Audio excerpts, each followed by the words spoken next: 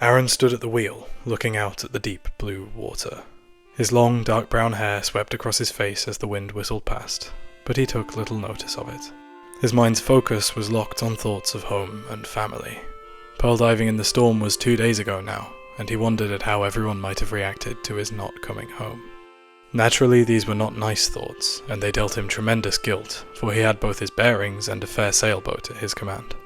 The boy was a strong, pragmatic thinker, but he tended to only focus on one matter at a time, which was his way of things. A surprising encounter with the mermaid Iriya had distracted him, and he remained yet away from home, while a small but ever-growing part of his mind burned and ached for him to return. Something powerful compelled him to stay with the mermaid. In the beginning, he simply found her pretty to behold. Then he pitied her when he saw her struggling to move aboard his boat, and finally she had done him a genuine and unwarranted kindness. So now he wanted above all else to make sure she was safe. And deep down in his heart, he would not be happy to leave her. He clutched the blue pearl she had given him tightly in his hand. She had not managed to find a black one in time for his birthday, which was today, but the pretty, shining blue one was treasure enough for the boy, as it symbolized the effort of her kindness towards him. Iriya was aboard the boat as well, though she sat on the deck up against the mast while Aron was still up on the roof. He thought them a good distance away from the islands now, and decided to drop anchor. The chain did not fully deplete before it stopped unravelling, meaning the anchor must have set in the seabed and proving Aron's good judgment. "I wish I could show you how it's done," said the girl. She was alluding to the notion of fishing, which was their purpose on the water today. "Iriya," Aron began. "I know," she sighed. "We're too far out." "I still think you should have stayed ashore." "And leave you to spend your birthday alone," she protested. Aron sighed, but was unable to conceal the smile on his face. The mermaid's eyes glistened with smug satisfaction. The boy went to gather a fishing rod from below deck, as well as chum to use as bait. When he returned, he stood right by Iriya on the port side of the deck, so the two of them may talk while he took on the patient task of fishing. With the line cast out far away, he decided to share what had been on his mind. "I can't do this forever, Iriya," he began, without his eyes turning away from his task. "Nor could I," she joked. "My way of fishing is far more entertaining." The boy laughed, then turned cold again. "No, I meant this. Being here, with you." "I know," she admitted quietly. She then said a good thing to him, though it hurt her. "You should go home.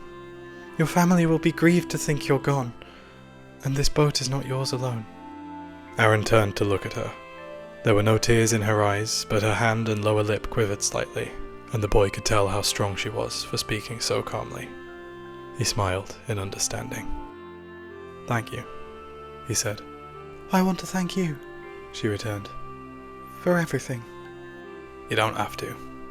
"No, really," she insisted. "I owe you." "You owe me nothing," he said, sounding almost surprised. "It was a strange work of fate that brought us together." "That may be so, but no one forced you to help me at all, let alone for as long as you have," she argued. "And no one forced you to return any favours to me," he said, producing the blue pearl from his pocket. "It's not a black pearl," she said. "The debt is hardly paid." "I like it anyhow." Aron turned his attention back to the sea and his fishing line. All was quiet for a minute, but eventually he broke the long silence between them. "I doubt many back home would take our acquaintance well," he explained. "And even though you may be forced to stay here where I could find you, it would be a rare thing for me to get away and slip everyone's notice." "So it will be goodbye," she replied. "I'm not saying that." "But you are." Her voice was faint, almost as a whisper, yet she still retained her eloquence. "Put people far apart, and eventually they grow apart. That is a fact we must all reckon with sooner or later." The boy's throat tightened as if he were about to cry, though he concealed it well. Then he spoke openly. "I don't want that to happen." As he spoke, something tugged on his fishing line. Something powerful. He nearly collapsed to the floor as it pulled him around, until eventually it let him go, and he staggered a pace or two more to remain on his feet. He expressed a look of panic, as did the mermaid. Whatever it was had shown him far more strength than any fish he'd yet encountered. He quickly reeled in the line, only to find that it had been cut, such that the hook and the bait upon it had been completely severed. He again shared a worried look with Iriya, who said to him, "We should head back." Aron nodded, but before he could get to the windlass to weigh in the anchor, something knocked at the boat from beneath.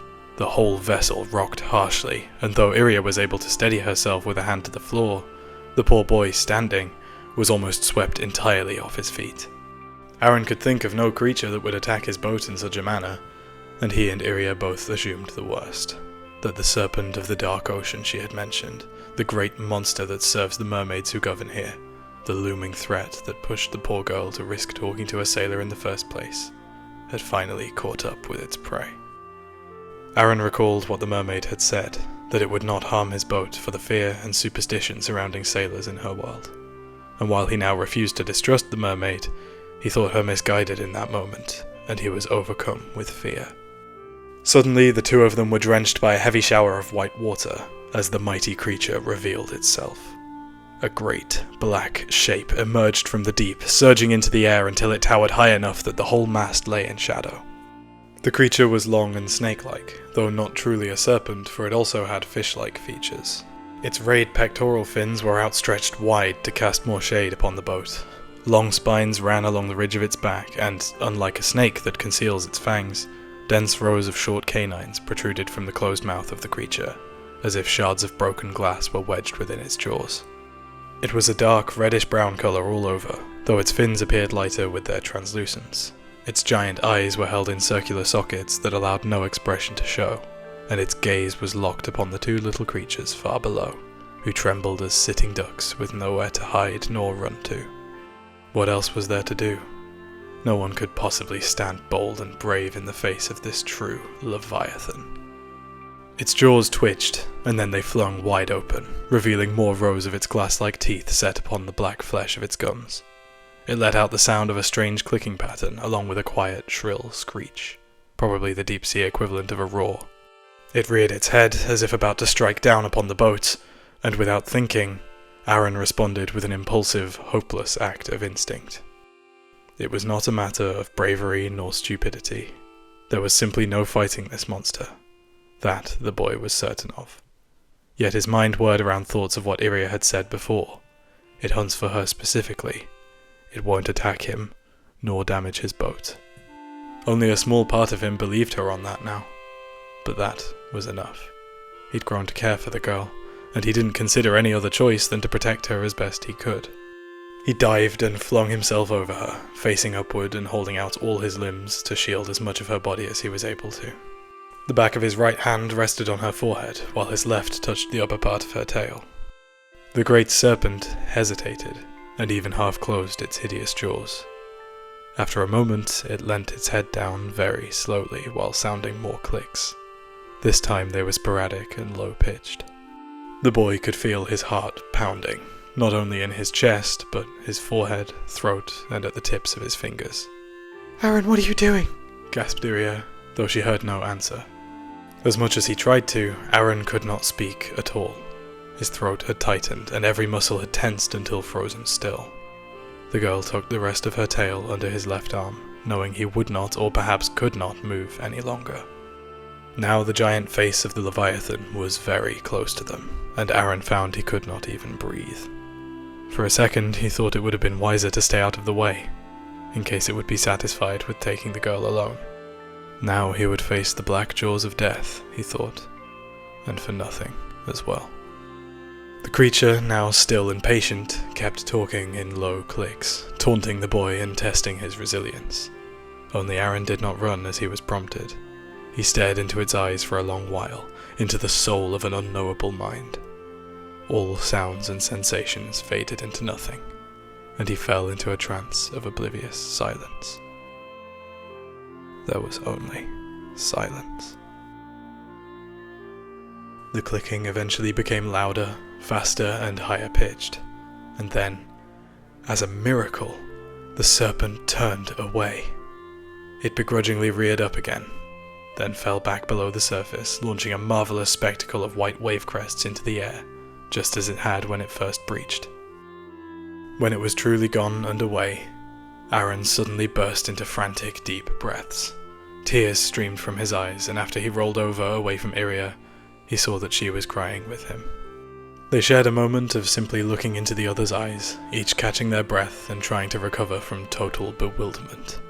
However, Aron remained bewildered for a while longer, for the mermaid then did something he was not expecting. She reached over to him, pulled him close again, and kissed him. Long and true, she kissed him while her arms were wrapped tightly around his shoulders. She laid there in awe of the boy's mad bravery, grateful for her life, and totally in love.